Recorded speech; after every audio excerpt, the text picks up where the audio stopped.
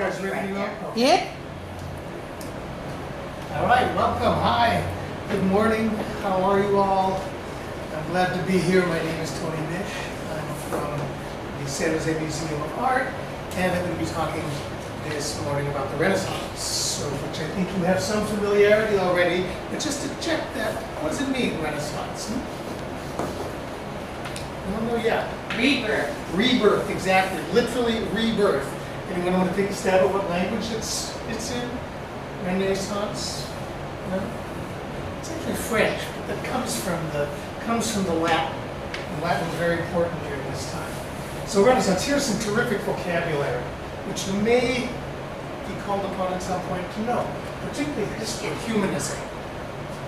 Anybody want to provide me a definition of humanism? Yeah. Focusing on humans. Focusing on humans. Excellent. Yeah. Anyone else? So that's a pretty thorough definition. Focusing on humans. In other words, making the human being and nature part of one's cosmology, one's world, and not just things abstract and religious, but also things human and natural. All right. The third point there, rebirth, there's that word rebirth, of classical ideas and styles. This may be the most single important takeaway of the whole Renaissance lesson is, well, who can tell me the history? Why is it a rebirth of classical ideas and styles? After all, the name is Renaissance, rebirth, why? What's being reborn? Yeah. Well, you said a different question to start with. You said why, and then you said what's being reborn. So I was going to answer why. Is that okay? Sure. So why? It could be because there were really horrible wars beforehand during the Middle Ages. Yeah. Well, maybe they just needed to get rid of the war idea. That's actually a very good point. That may even come into it. There were also terrible plagues. Yep. We shouldn't fool ourselves that wars stopped entirely during the Renaissance. They didn't. But things did get better, and particularly in Italy, where the Renaissance takes place. But does anyone else want to take a shot at that? Classical is very important here. Whoops. The idea of classical styles. What classical refers to is ancient Greece and ancient Rome, which was in some ways the beginning of what we think of as Western civilization. And in the Middle Ages, what happened to all of it? Where did it go? They couldn't do it.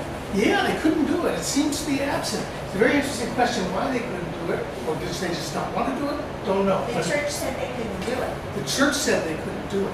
Very interesting answer. Yeah, the church had a lot of power in the Middle Ages. It also had a lot of power in the Renaissance. But that power began to be shared with not only the bishops and the cardinals and the pope, but also wealthy, secular, you know the word secular? Wealthy, non-religious individuals. The perfect example of this is the city of Florence. Florence is sort of in the central north of Italy. It was enormously wealthy. It was powerful. It was a city-state. City-state? Is that a term that's familiar to you guys? Yeah. I think it's like,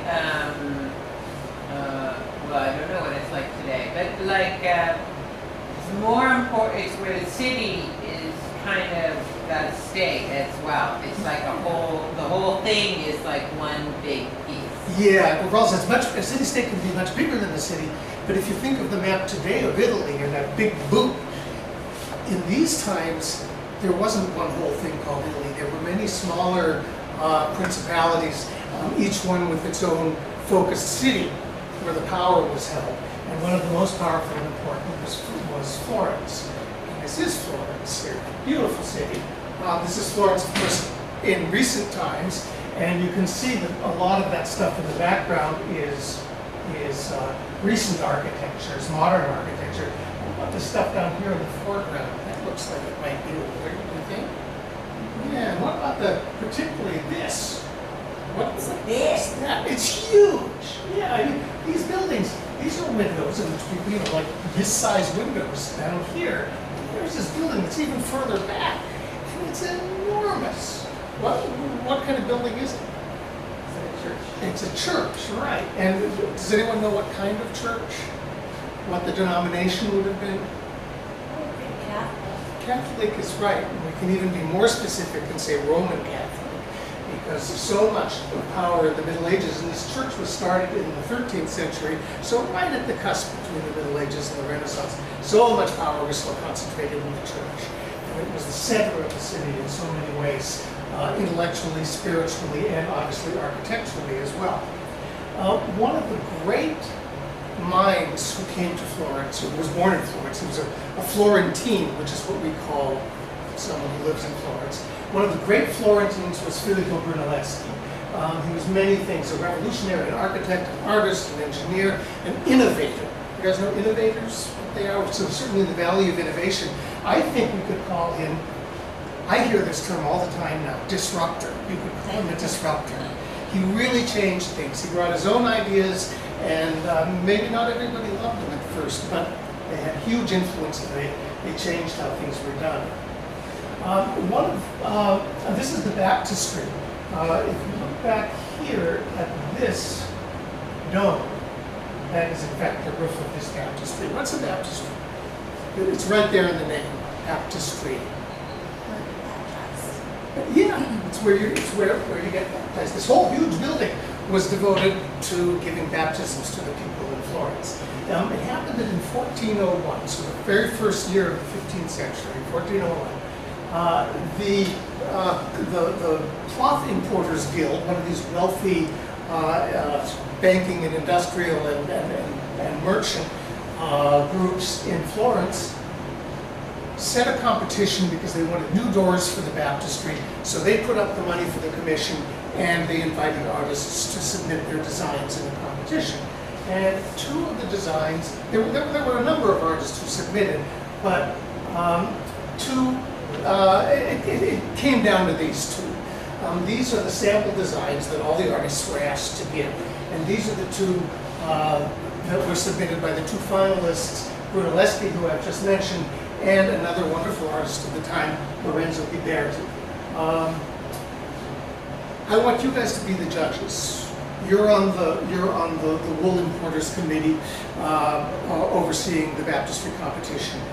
I think since there's just four of you, why don't you all get together and I will take your individual votes, but first discuss what you think is, who do you think deserves this very, very substantial commission?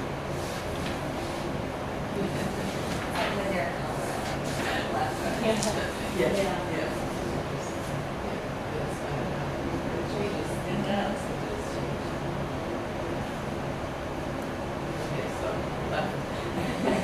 Okay, all those in favor of Ghiberti, raise your hand. Nobody for Ghiberti? One Ghiberti, okay. Okay, and I guess the rest of you are Filippo, yeah? And an abstention? No, three Filippos to one Ghiberti. Interesting. Very quickly, for Brunelleschi back there. Hello? I really need your full attention. Okay, all right. Why did you vote for Brunelleschi? I like the shape of it. Okay. I like the shape of things. You mean the overall shape or the shape of the things in it? Sorry, I was voting for Ghiberti. Is that? Oh, you were? Oh, I'm sorry. very sorry. That's right. These guys were Brunelleschi and Ghiberti. It's a good thing that I am not at your local polling place. So, okay, yeah, whoops. Yeah, so what drove you to Ghiberti?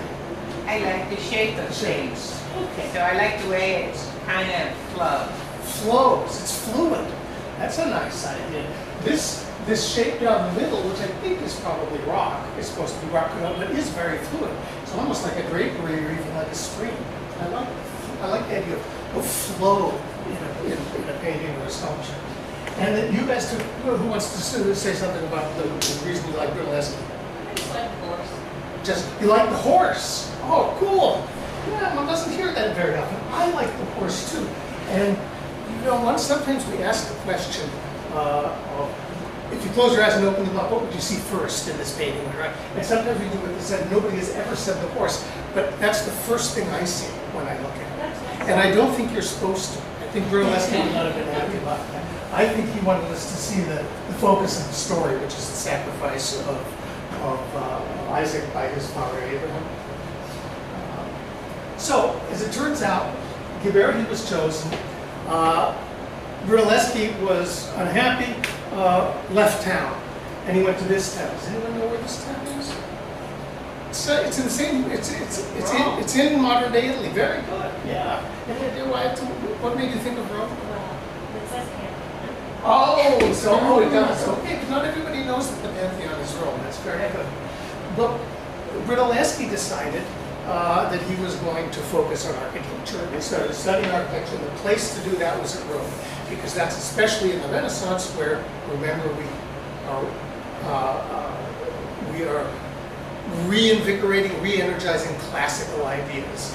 And you could go down from Florence to Rome in a few days, and you could be right there in antiquity, one of the great centers of antiquity. So he studied many buildings in Rome, including this one, the Pantheon, and including the dome.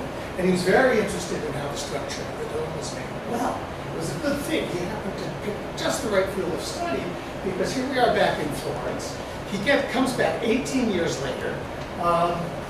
There's the cathedral. It's Ghiberti has just about finished the baptistry doors at this point. But there's something I didn't tell you about the cathedral the first time I showed you the picture of Florence. It actually didn't quite look like this. It looked like this. It didn't have a dome on it. Everything else was finished. It had taken well over 100 years to build all of this stuff, but there was no dome. Obviously, a dome had been planned, but a dome had not been built. Why? They ran out of money. Yeah, they could, that may be. There's always shortages of money. Okay. Any other reasons? I think actually in this case there was money. Remember that Florence was a very wealthy town. It was probably still difficult to raise enough money to get a dome, but I think they could do it. There were other problems. They couldn't figure out how to do it. Yeah, that's it. They couldn't figure out how to do it. I think people had ideas, but nobody dared. I mean, to undertake a project like that, enormously expensive, would likely go on for decades in the building. You better get it right.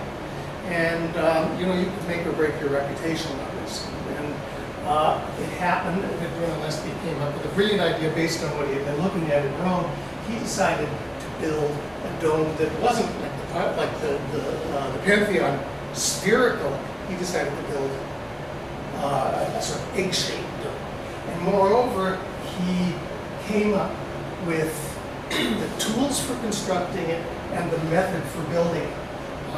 The dome was vast, much too big to build a scaffolding underneath to hold it up while it was being built, before it was self-supporting. So he came up with a method that incidentally we still don't quite understand today, because he didn't leave many notes. He managed to build it without building scaffolding, and he built an inside supporting wall and built it up as it went, but as I say, we don't fully understand it. He also had a lot of gravity to deal with, because this thing was, it's about 70 feet at the top of the lantern on the top of the dome. So you had to get a lot of heavy materials up there. So he invented, tools such as this and this. Can you guess what their function is? A pulley. A pulley, yeah. Yeah, there's a pulley. Certainly, but we don't actually see a pulley in here. There probably were pulleys involved. Pulleys are tools that they're combinations of wheels that reduce the lift. But now down at the bottom, there's See a pulley in there. well, it's the circular. But there's an axle. An axle. Yeah, Axle. there's an axle. So it's a lifting machine, right? It's for lifting. This is probably a big piece of stone. If it was, a stone piece that size, a number of guys just to lift it up off the ground, much less to carry it up to the top. So this was an enormously helpful invention. Brunelleschi's genius was not only confined to baptistry domes and door building. He invented something which in some ways, though it's not huge and heavy like a dome, has a more lasting effect probably in the world of art than his work in the cathedral, and that is something called linear perspective. Anybody want to tell me what linear perspective? Is that a term that's familiar to you guys already? Linear perspective? Well, linear means line, right? Linear means line, that's very good. And perspective, well, perspective is a little harder to define in this sense, but linear perspective is the geometric rules, a set of rules, a set of techniques for making things look as if they had depth but on a flat surface. And of course that applies to painting, because when you paint you would like to make things look real, particularly if in the age of humanism where we're celebrating the natural world, let's try and make it look natural. Brunelleschi invented the rules, but it fell to this guy who had a very short life, which actually was completely contained within Brunelleschi's longer life, Tommaso Masaccio. It fell to him to do the first paintings that really made use of scientific linear perspective. Let's pop back for a minute though. This isn't Masaccio.